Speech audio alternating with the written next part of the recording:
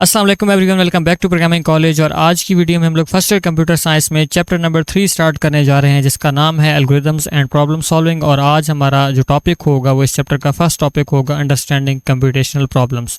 तो स्टार्ट करते हैं हमारा टॉपिक। सबसे पहले हम डिस्कस करते हैं कि कंप्यूटेशनल प्रॉब्लम्स होती क्या है। कंप्यूटेशनल प्रॉब्लम भी कवर करने से पहले हम एक सिंपल प्रॉब्लम को रिवाइज कर लेते हैं, जो कि हम लोग ने फर्स्ट चैप्टर में भी कवर किया था। प्रॉब्लम बेसिकली ऐसी सिचुएशन होती है जिसका आपको सोल्यूशन रिक्वायर होता है, और उस सोल्यूशन के लिए आप डिफरेंट टूल्स का यूज़ कर रहे होते हैं। अब जनरल लाइफ की एक एग्जांपल जो है वो आप अपने माइंड में अगर लेके आएँ कि आपके घर में एक फ़ैन लगा हुआ है जो कि काम नहीं कर रहा, तो उसको ठीक करने के लिए आप डिफरेंट टूल्स का यूज़ करेंगे। आप फिगर आउट करेंगे कि why this fan is not working. अब कंप्यूटेशनल प्रॉब्लम एक ऐसा चैलेंज होगा जिसको सॉल्व करने के लिए आपको कंप्यूटेशनल प्रोसेस से गुजरना पड़ेगा, जिसमें आप एल्गोरिदम का यूज़ करेंगे। अब ये एल्गोरिदम क्या होता है, कंप्यूटेशनल प्रोसेस क्या होता है, अगर इस चीज़ को हम आसानी से समझने की कोशिश करें तो कंप्यूटेशनल प्रॉब्लम एक ऐसी सिचुएशन होगी जिसको सॉल्व करने के लिए हम कंप्यूटर का यूज़ करेंगे। और कंप्यूटर्स में डिफरेंट एल्गोरिदम्स काम कर रहे होते हैं। Algorithm basically step by step instructions होती हैं जो कंप्यूटर को दी जाती हैं किसी भी टास्क को परफॉर्म करने के लिए। एल्गोरिदम में हम एक इनपुट भेजते हैं, एल्गोरिदम खुद उससे कोई प्रोसेसिंग करता है और हमें कोई ना कोई आउटपुट जनरेट करके देता है। यानी ये हमारे इनपुट की गए डेटा को प्रोसेस करके हमें कोई आउटपुट जनरेट करता है, और उस आउटपुट की मदद से ही हमारा जो प्रॉब्लम होती है हमारी वो सॉल्व हो जाती है। ठीक है, तो कंप्यूटेशनल प्रॉब्लम के बेसिकली जो कंपोनेंट्स हैं वो 3 कंपोनेंट्स ही होती हैं। इसमें फर्स्ट कंपोनेंट होता है इनपुट। जो भी आपकी प्रॉब्लम होगी उसका सोल्यूशन इनपुट से ही स्टार्ट होगा। आप सबसे पहले एल्गोरिदम को डेटा इनपुट करवाएंगे। जैसे फॉर एग्जांपल आपने एवरेज मार्क्स कैलकुलेट करने हैं एक क्लास में, कि क्लास में तमाम स्टूडेंट्स में एवरेज मार्क्स क्या आ रहे हैं, तो आप एल्गोरिदम को या कंप्यूटर को इनपुट करेंगे लिस्ट ऑफ स्टूडेंट्स मार्क्स, या आपकी क्लास में जितने भी स्टूडेंट्स हैं उन सब के मार्क्स आप उसको क्या कर देंगे, इनपुट करा देंगे।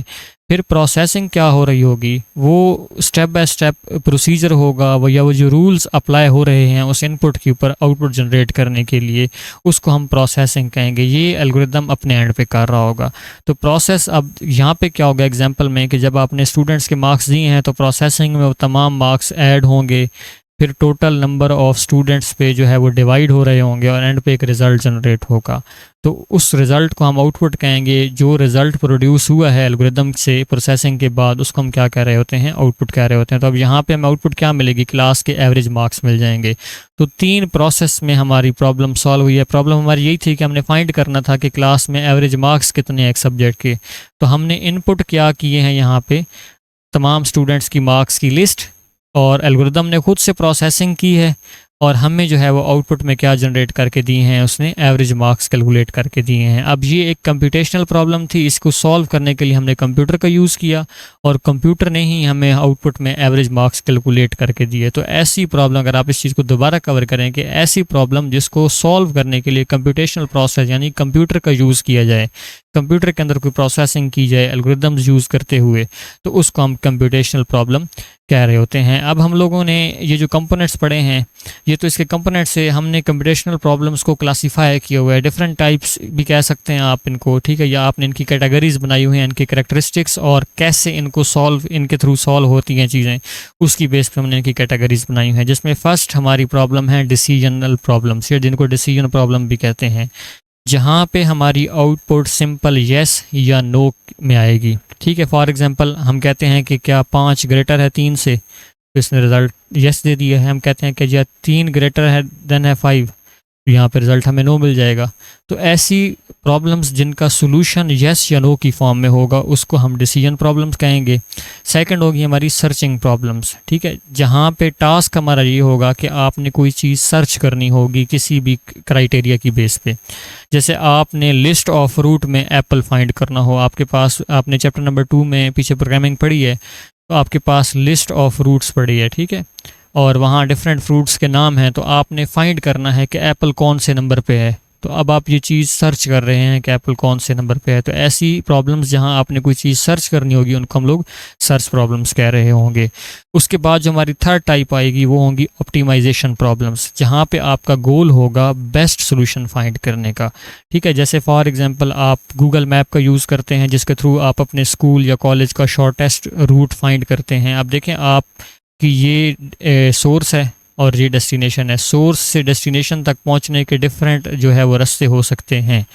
तो आपका गोल क्या है, आपने सबसे शॉर्टेस्ट पाथ जो है वो फाइंड करके देनी है। तो ये ऑप्टिमाइजेशन प्रॉब्लम होगा, यानी ऐसी पाथ जिसके थ्रू आपकी कॉस्ट भी कम लगे, आपका टाइम भी कम लगे, उसको हम ऑप्टिमाइज पाथ कहेंगे। तो ऑप्टिमाइजेशन प्रॉब्लम ऐसी प्रॉब्लम्स होंगी जहां हमें बेस्ट से बेस्ट सोल्यूशन जो है वो फाइंड करना हमारे लिए टास्क होगा। उसके बाद लास्ट जो इसकी टाइप बुक में कवर की गई है वो है काउंटिंग प्रॉब्लम। काउंटिंग प्रॉब्लम्स ऐसी होंगी जहां आपका ऑब्जेक्टिव होगा, आपने नंबर ऑफ़ वेज काउंट करने होंगे या आपने कोई चीज़ काउंट करनी होगी किसी भी कंडीशन की बेस पे कि आपका सोल्यूशन कितनी दफ़ा आएगा या किन किन स्टेप्स से वो क्या आएगा, आपने उन स्टेप्स को काउंट करना हो। एग्जांपल से इस चीज़ को समझते हैं, जैसे आप कहते हैं कि 4 डिजिट्स का पासवर्ड है, तो कितने पासवर्ड्स मेड किए जा सकते हैं। तो आप ऐसे लिखना शुरू कर दें कि एक पासवर्ड 001 हो सकता है, एक पासवर्ड 002 हो सकता है, एक पासवर्ड 003 हो सकता है। इस तरीके से आप काउंट करते जाएँ तो आप एंड पे नंबर में बता दें कि जी 1000 टाइप के पासवर्ड हो सकते हैं, 5000 टाइप के पासवर्ड हो सकते हैं या 9000 टाइप के पासवर्ड हो सकते हैं। तो ये आप काउंट करके चीज़ बता रहे हैं। उसके बाद जो हमारी बुक में टॉपिक है वो है वेल डिफाइंड वर्सेस इल डिफाइंड प्रॉब्लम, कि कुछ प्रॉब्लम ऐसी होंगी जो वेल डिफाइंड होंगी और कुछ होंगी इल डिफाइंड। अब ये वेल डिफाइंड प्रॉब्लम्स क्या होती हैं? ऐसी प्रॉब्लम्स जहां गोल क्लियर है, जहां आपको पता है कि इनपुट का प्रोसेस क्या है, प्रोसेसिंग कैसे होनी है और आउटपुट क्या आएगी, आपको एक्सपेक्टेड आउटपुट भी पता है। जैसे फॉर एग्जांपल आपने सर्च करना है कि एक नंबर इवन है या नहीं, तो आपको पता है कि जी एक नंबर हमारे पास आएगा, एन नंबर होगा, हम उसको 2 पे डिवाइड करने के बाद अगर रिमाइंडर किसके बराबर आ जाता है, 0 के बराबर आ जाता है, तो क्या होगा, ट्रू के केस में इवन होगा, अगर वो फॉल्स हो जाता है तो वो ऑड होगा। तो हम यही चेक करेंगे कि क्या वो नंबर डिविजिबल बाय 2 है या नहीं, तो आउटपुट हमें इवन या ऑड में मिलेगी। अब इस पूरे सिनेरियो में सारी चीज़ें क्लियर हैं कि एक नंबर इनपुट होगा, हम उसका रिमाइंडर चेक करेंगे और उससे हमें आइडिया हो जाएगा कि नंबर इवन है या ऑड है। इल डिफाइंड प्रॉब्लम में जो क्लियर गोल्स होते हैं वो लैक कर रहे होते हैं। ठीक है, आपके पास वेज रिक्वायरमेंट्स आ रही होती हैं, अनक्लियर रिक्वायरमेंट्स होती हैं, आपको पता ही नहीं होता कि आप किस सोल्यूशन में कैसे कैसे जाएंगे। जैसे मैं कहूँ कि आप किसी भी कंट्री में बेरोज़गारी कैसे ख़त्म कर सकते हैं, तो अब इसके लिए आपको ये नहीं पता कि हम जी ये XYZ इनपुट करें तो बेरोज़गारी ख़त्म हो जाएगी। ठीक है, आपका गोल बहुत बड़ा है, आपने एक पूरी कंट्री में से वो बेरोज़गारी ख़त्म करनी है, तो आपको क्लियर इनपुट्स का भी नहीं पता, आपको प्रोसेसिंग का भी नहीं पता और फिक्स्ड आउटपुट भी नहीं है। मे बी आप इनपुट्स डालें और आपकी आउटपुट उल्टा गलत आ जाए। तो ऐसी प्रॉब्लम्स जहाँ पे गोल्स क्लियर नहीं होंगे उनको हम इल डिफाइंड प्रॉब्लम्स कहेंगे, और ऐसी प्रॉब्लम जहाँ पे हमारे पास गोल्स क्लियरली डिफाइन होगी उनको हम वेल डिफाइंड कह रहे होंगे। तो ये था हमारा आज का टॉपिक। आई होप आप लोगों को ये तमाम टॉपिक्स जो है वो अच्छे से समझ आ चुके होंगे। अब बुक में देख लेते हैं कि इनके बारे में क्या इन्फॉर्मेशन है। तो अगर बुक की रीडिंग करें तो चैप्टर नंबर 3 में स्टार्ट में सबसे पहले उन्होंने कहा है कि इस चैप्टर का इंट्रोडक्शन क्या है। यहाँ पे उन्होंने ये कहा है कि एल्गोरिदम्स जो हैं कंप्यूटर के लिए सिर्फ ज़रूरी नहीं है, ये हमारी एवरीडे प्रॉब्लम सॉल्विंग के लिए भी ज़रूरी होते हैं।